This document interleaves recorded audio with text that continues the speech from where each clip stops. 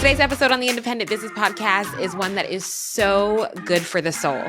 Hannah Brencher, who is a speaker and author of her new book, The Unplugged Hours, Cultivating a Life of Presence in a Digitally Connected World, shares with us the inspiration of her new book, the biggest lessons she has learned from living an unplugged life, and rediscovering the beauty of what it truly means to be present.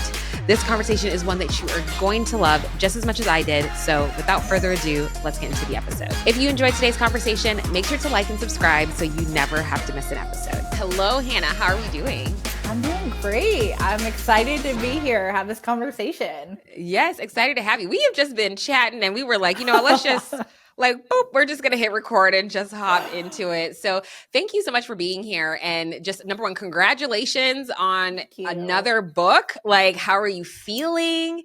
I'm feeling good. This one was this one took a long time. I'm okay, 2 years of my life, I feel poured into this thing. So I'm just very happy that it's released and to be enjoying other people savoring it while also getting to work on some other stuff.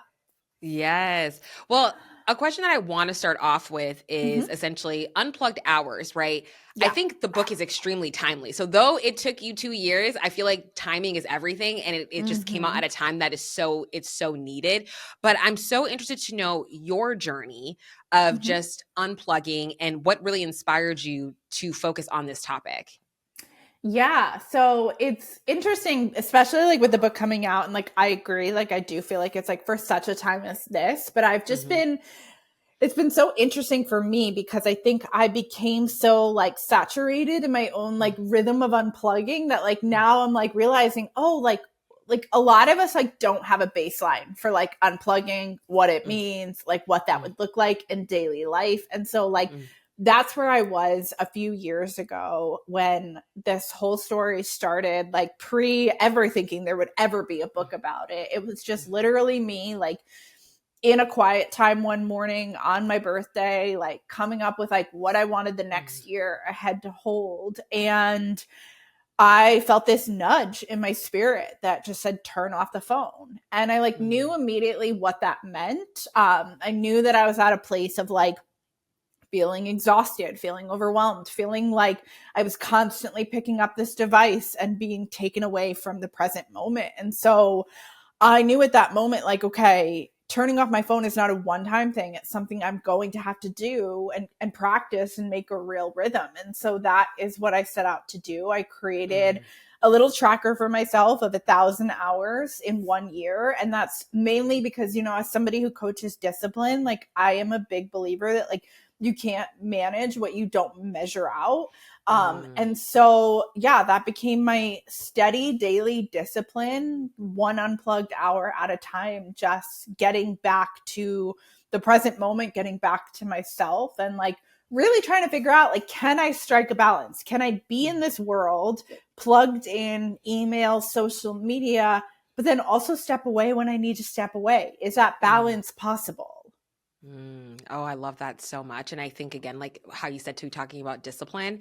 And I feel that is such it's so hard. It says it takes 21 days to make a habit or something like that. It's so hard at the very beginning, especially with your phone, because it truly is embedded in our unconscious. There'll be times I'm stepping away from my phone and I am not even aware of my body and the movements. And all of a sudden I have my phone in my hand. Yep.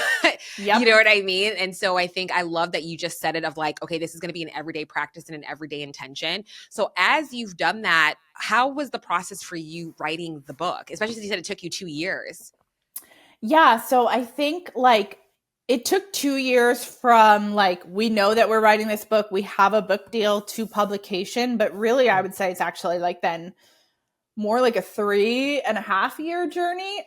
Because I was very adamant about how I did not want to write this book in my head or write this book while doing the Unplugged Hours. That was really important to me because I think especially as a writer, I can be very easily that's going to be content. That's going to make for a great story. That could be a book. And I was I need to do this challenge for myself. I need to cultivate this rhythm for myself, not because I think it could be a book. And so I went through that entire Unplugged year and then went through a season of feeling like, I don't even know if it is a book. I'm not really sure, you know? And then like conversation by conversation, like it became evident of like, oh, wait, there is a book here. There's something here.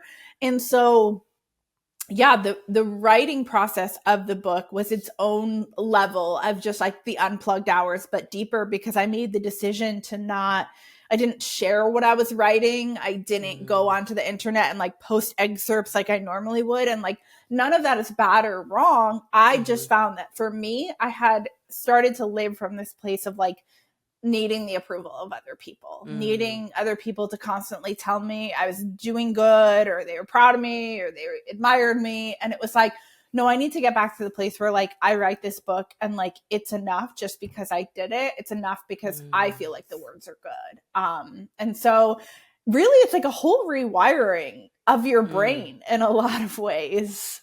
Yeah. Oh my gosh. I think that's so powerful of even just you being unplugged, of how that led, of like, I'm not even sure if this is a book, but what I do know is that the work that I'm doing currently is more than enough. And I don't need the approval of people. And I think it's so easy to forget that correlation of like how we're on our phone, and it really just like, especially on social media, how we find ourselves consistently comparing in such an like some people healthy, but other people, it can literally lead into a very unhealthy territory.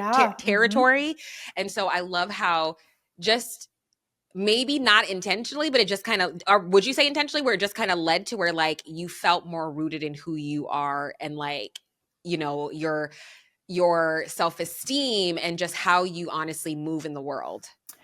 Absolutely. And so like I always say that like I feel like, so what I thought was going to happen was I was going to like do the 1,000 hours and then be like some kind of like expert on the Unplugged Hours, when in actuality I finished and I was like, I'm not an expert at all. If anything, I know less than what I knew before. But I feel like then what I realized was that post that 1,000 hour mark, it was like more and more shifts and changes coming to the surface, where I was like learning things I was like not expecting to learn about myself, about the way that I interact with the world. And like, I think I thought, oh, I'm going to know more about this topic. I'm going to be better at time management and focus. I was not expecting the ways in which it was going to change my self-esteem, the way it was going to change my faith, the way that it was going to change all these elements of my life. Like, and it's almost like years ago, you know, like 15, 20 years ago, I'm trying to think of like when I got my first cell phone, I was probably like 16 years old. So like a little, like almost 20 years ago, like that was the start of becoming connected. And I almost feel like you don't even know at some point of like, am I doing this because this is what I want to do? Or am I doing this because social media has swayed me to do this, because Amazon has told me I need this thing, because I want to hit success. And so these are the messages in my inbox that I should say yes to. Like, it felt like slowly getting back to the person that existed before all the noise got in. And that was a journey I did not anticipate that I was going to go on. But it's like a journey that I'm like, oh my gosh, I wish every person could get this deep with it, because it's like, it's really cool to get back to like who you are at your core, not who you became for other people. Yes. Oh my gosh. That is so, so powerful, because I think, like you said, like that's not even what you were necessarily searching for, right? Like you were just looking for like productivity, you know, the more surfacey things that makes you like, I'm gonna be a present mom. Yeah. Right. Like those types of things. And it's like, you went back to the person that you were, like, that you used to be, and you didn't even know that you were searching for her. And so, yeah, that's exactly it. And it was emotional. Like I'd have a moment that I'd be like bawling my eyes out, like almost like you didn't even realize you were missing this part of yourself. Yes. And I think like just that unplugging allows you to reconnect with yourself in ways that you didn't even know existed. And I think that's such a beautiful, beautiful thing. And when you do that, you're able to, whatever it is, tackle whatever it is in your life, whether that's, you know, being a parent or a business owner or whatever that looks like, you're able to tackle that and be more decisive, right? And more confident in the decisions that you make because you're more grounded and more aligned of like, this is who I am. And so like, I feel confident. And again, it's like where that noise we see all the time of we are bombarded with different, buy this, like I'll talk about a pair of sheets and all of a sudden there's the ad for it. And I'm like, you know what I mean? And so I think again, it's like, just really centering yourself. And I think that's, and getting to know yourself, getting to know who you were before technology came in. And I think that's such an amazing, amazing thing. And so we have an excerpt. Is that the word excerpt from your book? Not an expert. I was like, expert. Sorry. Excerpt. We have a couple, but I would love to. Is that okay if we can pull out a couple of quotes to read from your book? Yes, totally. Because I loved this. So there's a section where you say, we operate in a world where there's always something seemingly better just beyond our fingertips. There's a new gadget, a new trendy wellness practice, a new app, a better diet, a new car, a different home. As our social media algorithms work overtime in the background, they learn to read and know us in order to cater to our tastes and desires. They start advertising directly to us whenever we search for something. We have new options at our fingertips at all times. With all these potential options surrounding us, it's easy to believe that our lives are the ones we're actually supposed to live and lost somewhere in the future. So the question I have for that is, I feel like this opens up a topic, again, like really just kind of leading into that comparison. And so can Unplugged Hours make an impact on your own thoughts and feelings of that comparison? Like how have you navigated that, especially as you're writing this book?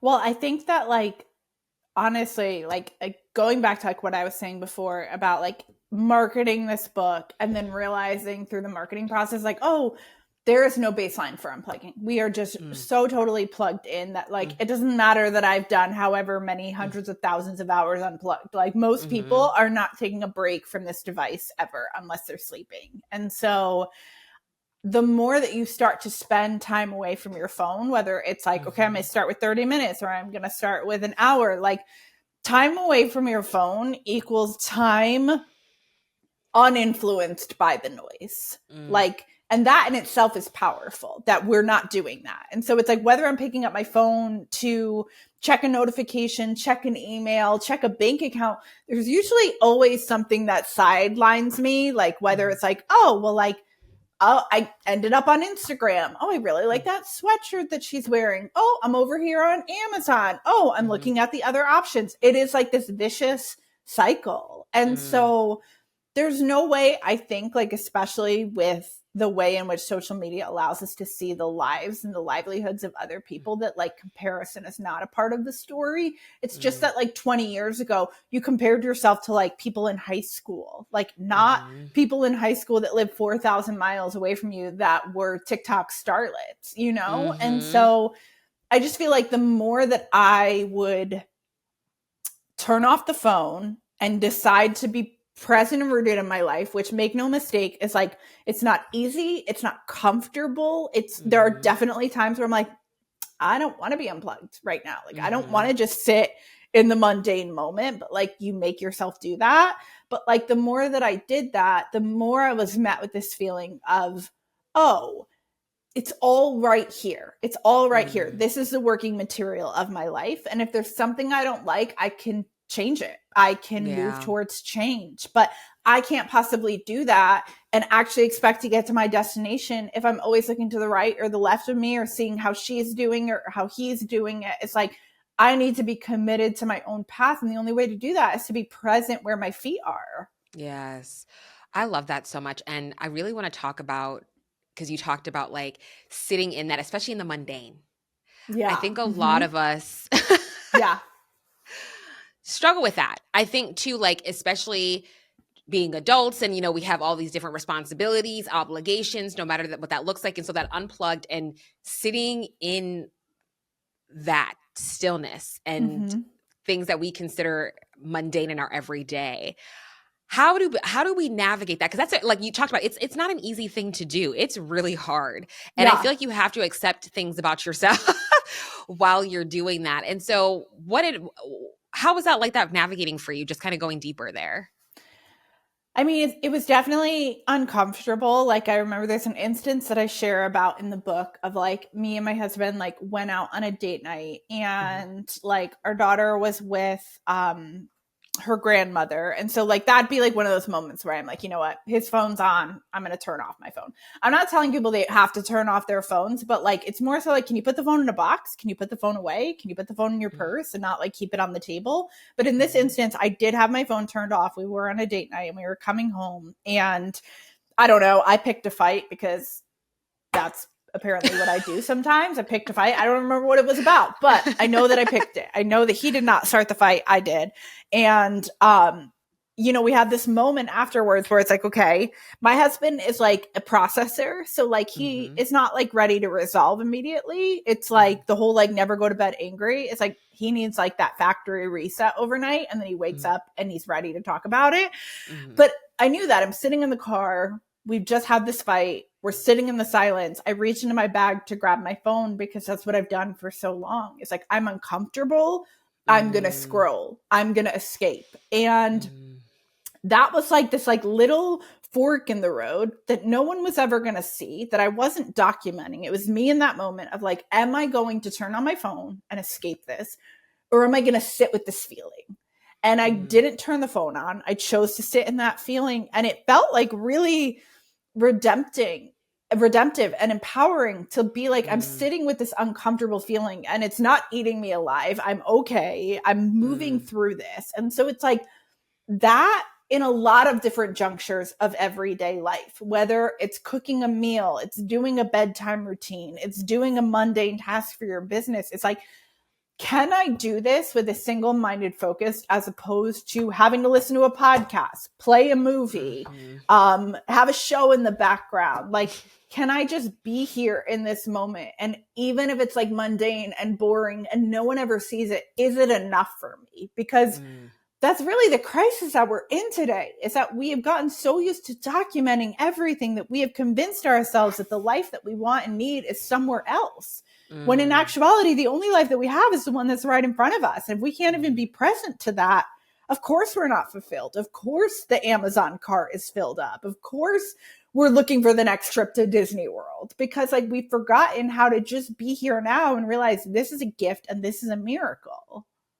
Oh my gosh, Hannah, you were just dropping gems left and right. Preach it. Preach it, girl. Because that is so, so good. I love how you just shared that specific story too with like you and your husband, because even for me, I'm like, that's an everyday thing, right? Like that's obviously not fighting, but you know what I mean? Just like those everyday kind of moments in life that we truly just don't even think about, and we just whip out our phone.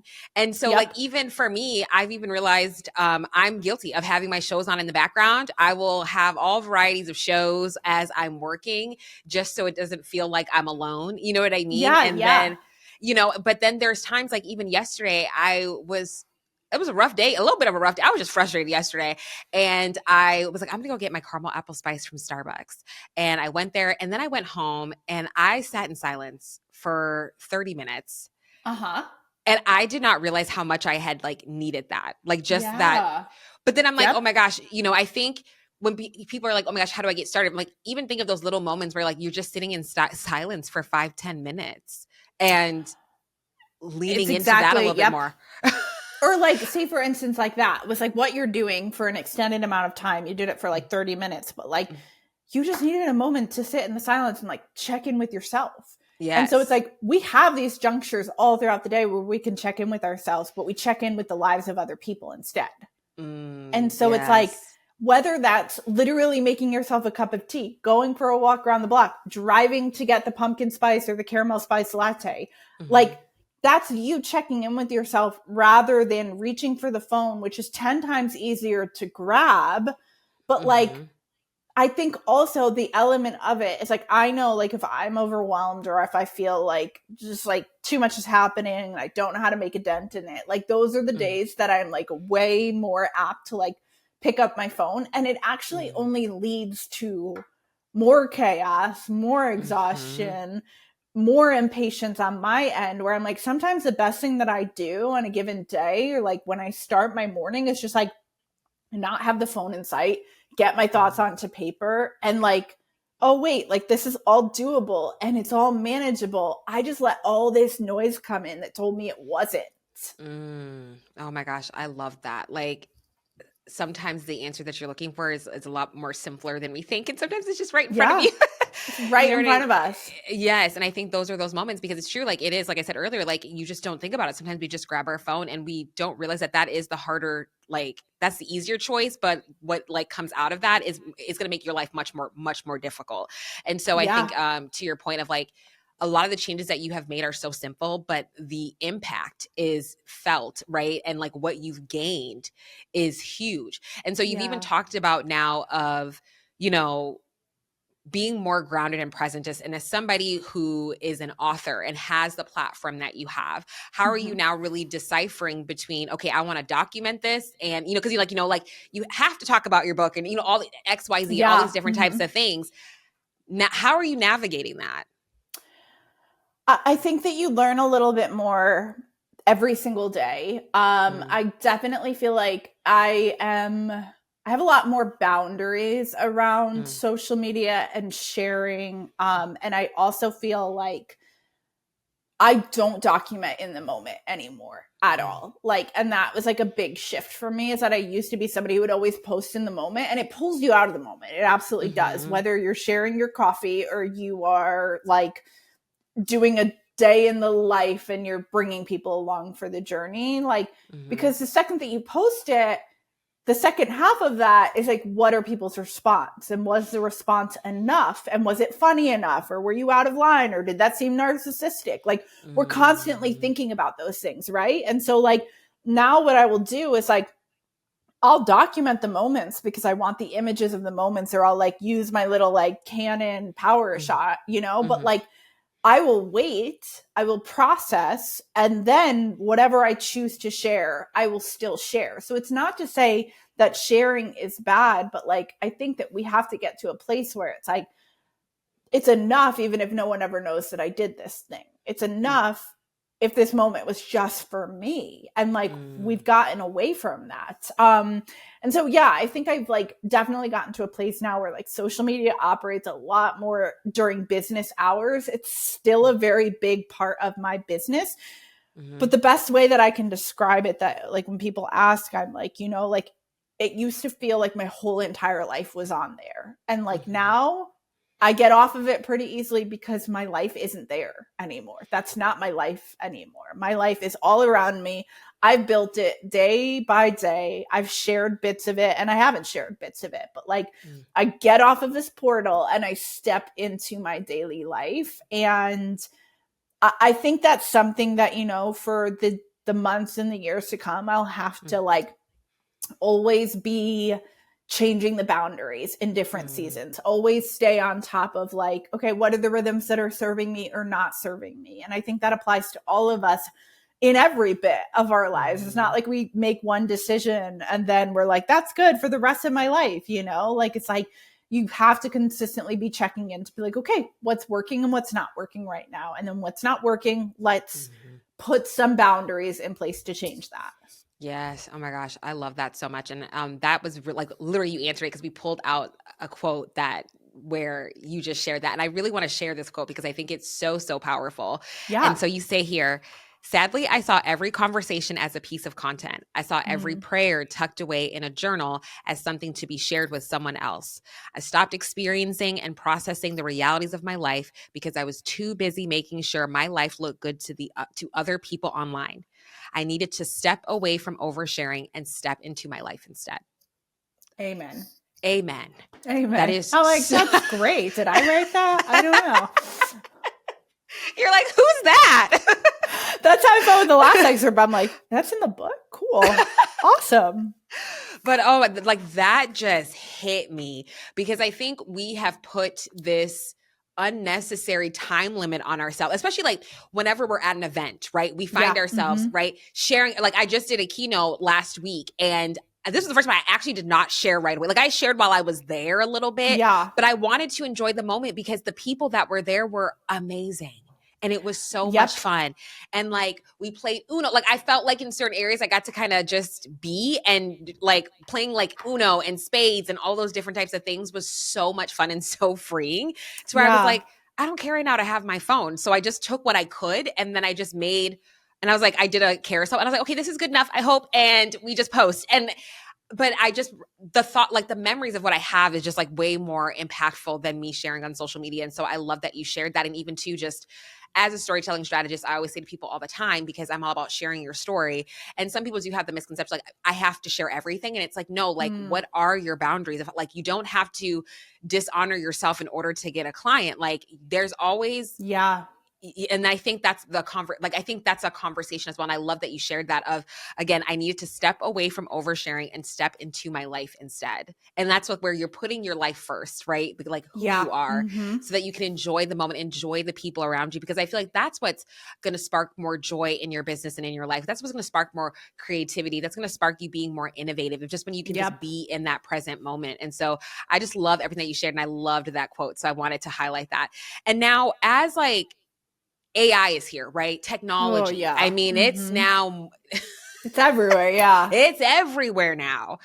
And so I guess what advice do you have for business owners? I'm not gonna lie, I use AI. I'm not gonna lie. I use it to save time. It does. It's wonderful. Oh yeah. It's amazing. Yes, right? There's so many elements of it there. Yes. It's amazing that, because I use AI, I don't use it for any kind of writing and stuff, but it's amazing that I can ask it a question and it will give me the answer without me having to search through 17,000 Google articles. Yes. That's amazing. That's so great. I like literally yesterday was like, what are the best Survivor seasons without spoilers?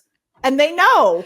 Yes. Like, yes, it can be very easy, I think, like then to start to rely on AI way too much. Like, I would say the biggest thing for like business owners is like, I can't stress this enough. And like, I'm coming at it from like a writing space, but also like from a creative space of like somebody who creates like digital products and digital courses. It's like, the being willing to get away from all the noise, clear out all the noise and put yourself into a creative brainstorming space. I can't stress it enough. And I feel like if you are burnt out and tired, specifically in this area of social media, because like we're all business owners now, but then content creation is a full-time job over here that like, and the algorithm is always changing. But I'm like, man, like I do these things each quarter where I will literally block out just a few hours worth of time. I've got some index cards and I will just brainstorm content for the season ahead, whether that's old pieces, new things that I want to write. I just come up with a whole content bank of it. And then from there, I start to craft those pieces of content. But like, that requires me to like get away from the noise, think about how do we want to be innovative? How do we want to be different? How do we want to create something new? Our problem is that we're spending so much time on social media looking at what everybody else is doing that there's no time to be original. And I'm like, no, if you clear out the noise and get away with yourself, get back to that initial spark, that initial why you started, like that is going to be the edge that sets you apart. Yes. Oh my gosh. I love that. Love that so much. And I think that's just such a good reminder, because I think it is very easy for us to over rely on AI. I think AI obviously saves a lot of amazing time. But also too, we have to be realistic here that of how easy it truly does make things. Cause like for me, I have absolutely, like I can now prompt AI to where it can sound like me. To where I don't have to write as much, you know what I mean? And it was, I know it's a little bit like weird, but people can't tell the difference. But and they're learning you as it's learning who I am 1000%. Yeah. It like knows now that I like my stuff a little bit more punchy, and like it literally can sound like me now when I want, when I need things. But I made on my newsletter, when I went to New Orleans, I wanted to talk about my story of eating a beignet. Like we talked about that earlier, how like it was my first time finally having one. So I shared that story with my newsletter. I did not use Chat GPT for that. I was so excited and inspired that I just was like, like, you know what I mean? Where I was like, oh, cool, you still got it. Like, you don't need to rely on it.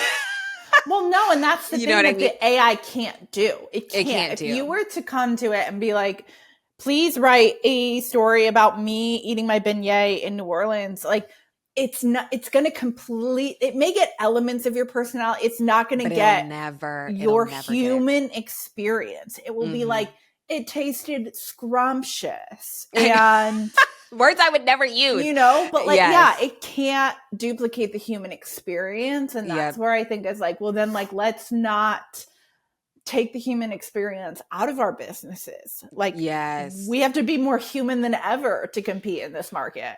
1000%. And I think even just even the email newsletter, I'm like taking that time away, like what you said, having that creative brainstorm, right? Yeah. Like even, and just write, or, you know, whatever it is that you Yeah. want to do, like with no parameters, just do your thing. And I think I don't know, I had felt things that I hadn't felt in a while because, you know, like always on that hamster wheel, well, I got to produce this, I got to get this done, I have to meet this deadline. And I just had so much joy writing that newsletter where I'm like, Yeah. this is great. And I was like, I miss that feeling. And I think it's just that reminder of, again, of like being more intentional to create that space so that we can still have that human aspect in our business where we're checking in with ourselves and like, how can I still show up authentically as myself? Who, like, you know what I mean? And I think this whole conversation has been an amazing reminder for business owners that you can unplug and you still can have a successful business. Like you don't have to be online. You don't have to be on 24/7. And I think that's also the thing too of like, as our businesses grow, like we feel like we have to be on all the time on social media, at speaking engagements, at networking things. Like I get that, but like also too, I don't get it. You know what I mean? Like I think we as business owners, we need to really, I don't want to say the word balance, but just figure out how we can honor ourselves to where like, because also I feel like being on can be very depleting. And so I think absolutely. Yeah. 1000%. So I even think of like these unplugged hours to where it's like you feel more confident in who you are, that you're like, I'm more than enough. I'm going to show up here and this is all I can give. And I know that that's enough. And so I have loved this conversation, Hannah. And so every single question that we love to end with is, what do you think is the biggest differentiator between the businesses that succeed and the ones that fail? Oh, that's a good question. I mean, I feel like we've kind of touched on it a little bit. I'm not saying like, oh, unplugged hours is the biggest differentiator, but I do feel like there is like, I don't know, like you have to keep the heart intact. And I am just like, for me, the businesses that make the most impact, the ones that like I respect and honor the most, are the ones that keep humans at the forefront of it. Like whether that is like the people that you're paying, whether that is like the causes that you're supporting, whether that is just the way in which you handle your customer service and you make your customers feel seen and known. Like I just feel like that's such an edge to businesses that we should not neglect, like that art of hospitality, you know? And people want to feel seen and known, whether you are a big brand or a small creator. Like you have that ability to make people feel seen and known. And like, that really truly is a superpower. Yes. Oh my gosh. Love that. Love that so much. This conversation has been amazing. And everybody, I need you guys to go get this book. Okay. It is going to be so impactful. And yes, put it up on the camera, girl. Like right there. Unplugged Hours. Oh my goodness, Hannah, thank you so much for coming on and obviously purchasing your book, but how else can people connect with you and support you? Yeah, you know, I'm online, hannahbrencher.com, Hannah Brencher on social media, posting about all different kinds of topics in life. And yeah, the Unplugged Hours is available wherever books are sold. Yes. Well, thank you. Thank you so much, Hannah. And for everybody tuning in, until next time. That ends our episode of the Independent Business Podcast. Everything we've discussed today can be found at podcast.honeybook.com. Head to our website to access for show notes, relevant links, and all of the resources that you need to level up. And if you've enjoyed today's episode, be sure to subscribe to the podcast to make sure you never miss our future content. Drop us a review and leave our guests some love on social. And thank you again for listening.